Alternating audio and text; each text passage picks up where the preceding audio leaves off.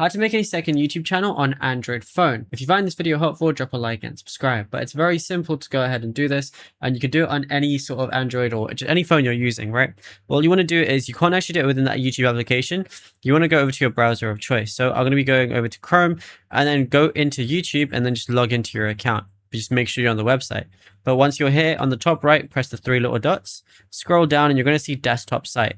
Go ahead and then click on that.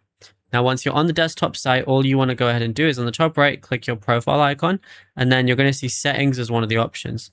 Once you go ahead and click on that, it's going to say create channel like so, or it's going to say manage channels. So I can just go ahead and call this anything I want. So, we'll just go ahead and call it something completely random. Once you have, go ahead and press create channel like so, and then you don't have to include a picture, but you can obviously if you want to.